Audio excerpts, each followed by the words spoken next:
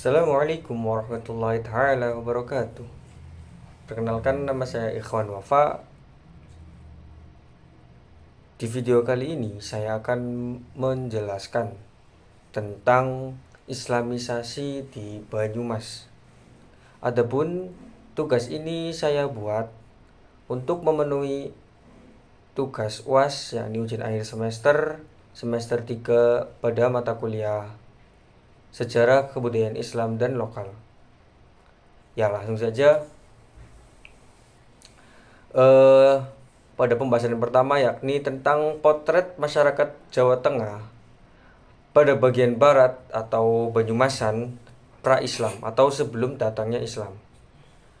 Adapun kehidupan sosial politik, yakni pembahasan mengenai Banyumas sebelum masuk Islam tidak bisa dilepaskan dari sejarah dua kerajaan besar yang menguasai bumi Jawa, yaitu Kerajaan Majapahit atau yang mana menguasai wilayah Jawa Timur, dan juga Kerajaan Pajajaran yang mana menguasai wilayah Jawa Barat.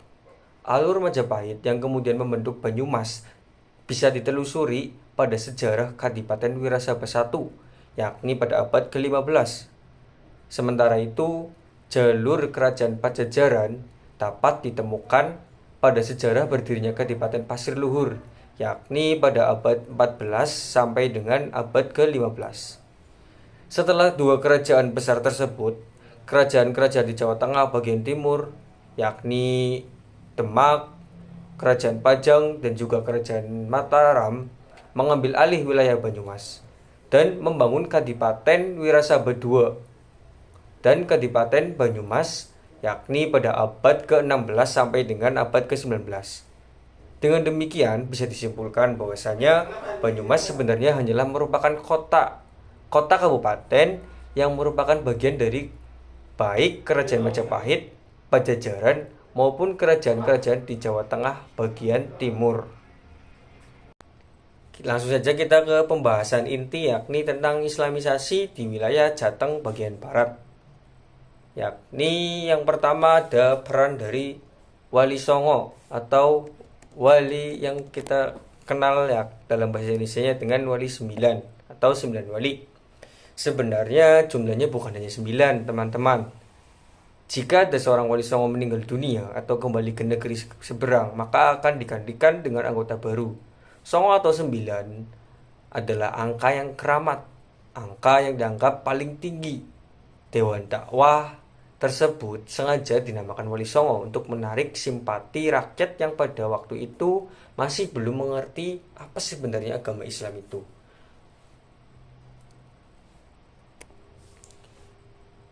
Bisa dipastikan bahwasanya penyebaran Islam di wilayah Jawa ini tidak ada yang belum tersentuh oleh ajaran Islam yang dibawa atau didakwahkan oleh kiprah Dewan Wali Songo.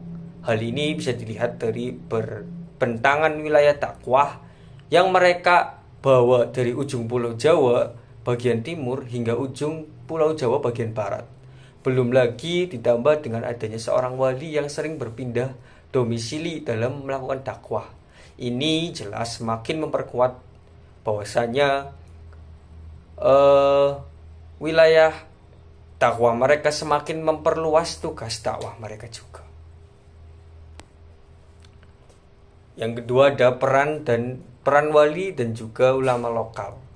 Yang pertama Syekh Makhdum Wali dan Raden Banyak Belanak atau Panembahan Senopati. Sejarah gelar Pangeran Senopati Mangkubumi di Kadipaten Pasir Luhur ini sangatlah erat hubungannya dengan sejarah Kesultanan Demak. Asal mula gelar ini ialah merupakan pemberian dari Sultan Demak kepada Raden Banyak Belanak di Kadipaten Pasir Luhur yang bersedia memeluk agama Islam dan membantu menyebarkan Islam di wilayah Pasir Luhur ini. Akibat keseriusan dan kegigihan Raden Banyak Belanak dalam menyebarkan Islam, para adipati di sebelah barat dan timur Kadipaten Pasir Luhur semua tunduk pada Adipati Raden Banyak Belanak dan bersedia memeluk agama Islam. Dalam sejarah Islam di tanah Jawa, Demak dikenal sebagai pusat kegiatan para wali dalam menyebarkan agama Islam. Sultan Alam Akbar Raden Fatah dibantu oleh para wali berhasil mengislamkan tidak hanya tanah Jawa, melainkan beberapa wilayah di luar Jawa seperti Maluku dan juga Kalimantan. Kisah Syekh Makhdum Wali dan Panembahan Senopati bermula pada kisaran 1472, di mana pada saat itu Sultan Demak memanggil Patih Hedin, Patih Husein, dan Pangeran Makhdum Wali untuk membahas banyak hal, terutama mengislamkan Kadipaten Pasir Luhur yang masih setia mengikuti ajaran agama Buddha. Diskusi antara Sultan Patih dan pangeran tersebut menghasilkan dua opsi untuk mengislamkan Pasir Luhur, yaitu opsi damai dan opsi penaklukan secara militer. Opsi damai menjadi prioritas yang akan dilakukan pertama, yaitu menawarkan kepada Adipati Pasir Luhur agar masuk Islam. Opsi penaklukan militer bisa juga dilakukan sebagai opsi lanjutan jika tawaran secara baik-baik ini tidak diterima oleh Pangeran Adipati Pasir Luhur yang kala itu. Nah, untuk menjalankan misi islamisasi tersebut, Patih Hedin dan Patih Husein serta Pangeran Syekh Makhdum ini berangkat menuju Kadipaten Pasir Luhur dengan diiringi pasukan tempur seperti orang yang hendak menuju medan perang. Ketika hampir memasuki Pasir Luhur, Patih Hedin, Patih Husein, Pangeran Makhdum Wali, dan bala tentaranya yang dibawa berhenti dan juga menginap beberapa hari guna menyusun strategi bagaimana cara mengislamkan Adipati Pasir Luhur ini. Dalam sebuah rapat diputuskan bahwa strategi pertama yang akan ditempuh adalah Patih Hedin dan Patih Husein berangkat menuju Pasir Luhur dengan membawa surat dari Sultan Demak yang berisikan ajakan untuk masuk Islam. Apabila setelah menerima dan membaca surat tersebut Adipati Pasir Luhur bersedia masuk Islam, maka ia diminta untuk menemui Pangeran Makhdum Wali dan pasukan Demak di penginapan tempat mereka singgah. Namun jika reaksi sang Adipati sebaliknya, yaitu menolak agama Islam atau masuk Islam, maka akan dilakukan penyerangan terhadap Kadipaten Pasir Luhur oleh tentara Demak. Nah, singkat cerita, Pangeran Adipati Pasir Luhur ini menerima ajaran Islam dan beliau pun masuk Islam. Kemudian Pangeran Makhdum Wali beserta rombongan dipersilakan memasuki wilayah Pasir Luhur untuk melihat kondisi Kadipaten Pasir Luhur secara utuh dan lebih lengkap. Setelah dilihat-lihat kondisi Pasir Luhur dan meyakini etikat yang ditunjukkan oleh Adipati Banyak Belanak terhadap ajaran Islam, Pangeran Makhdum Wali memerintahkan Patih Hedin dan juga Patih Husein untuk kembali ke Demak guna melaporkan hasil yang baik tersebut. Adapun Pangeran Makhdum sendiri tetap tinggal di Pasir Luhur guna menyebarkan agama Islam di daerah Pasir Luhur tersebut.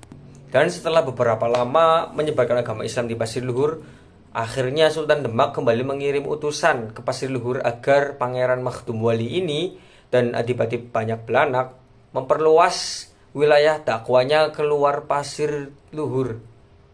Wilayah yang diminta oleh Sultan tersebut untuk diislamkan yakni adalah kadipaten-kadipaten sebelah barat Pasir Luhur, tepatnya di daerah Pariangan.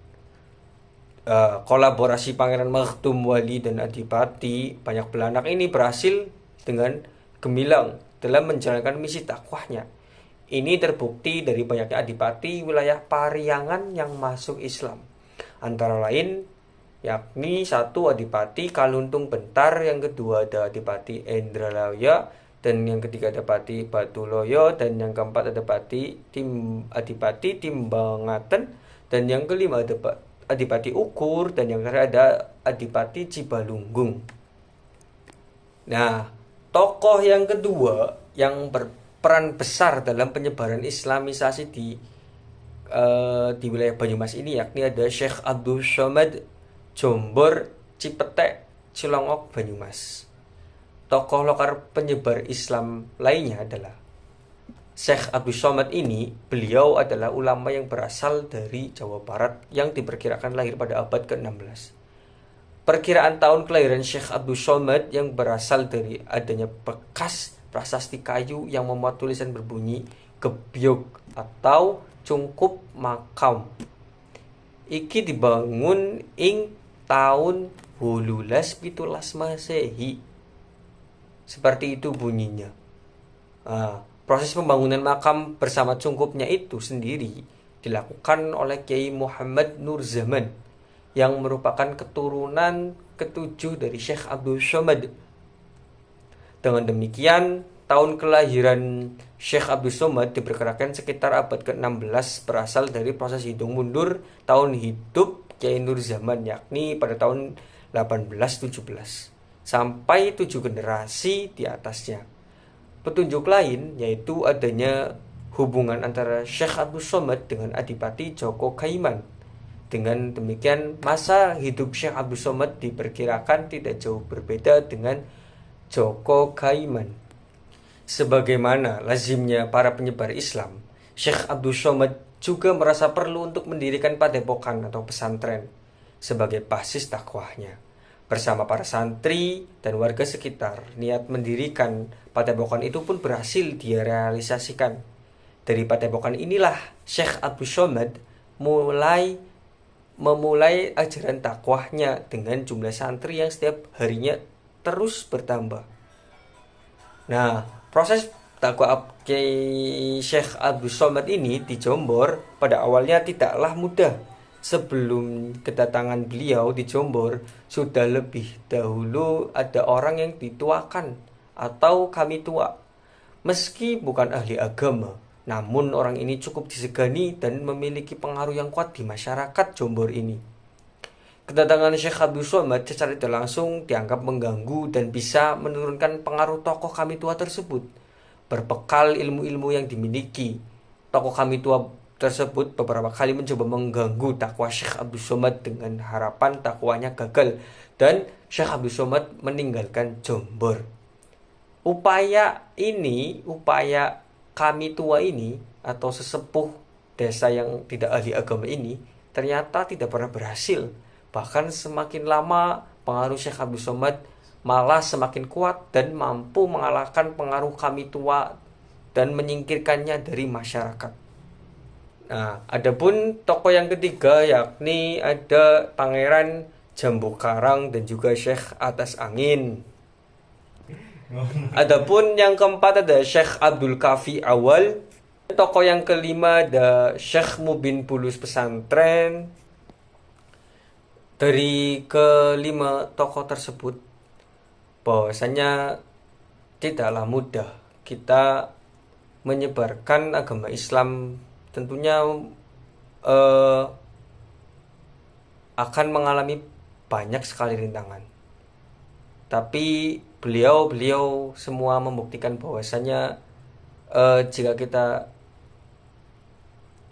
berjuang di jalan Allah pasti akan dimudahkan untuk segalanya. Nah, sebagai penutup, adapun perkembangan Islam di Pulau Jawa ini, khususnya di wilayah Banyumas ini, secara umum tidak lain berawal dari sebuah kerajaan di daerah Demak atau disebut Kerajaan Demak. Secara geografis, Kerajaan Demak terletak di daerah Demak, di daerah Jawa Tengah tepatnya, yang mana oleh masyarakat sekitar, Demak juga dikenal dengan sebutan Bintoro atau Gajah Wangi.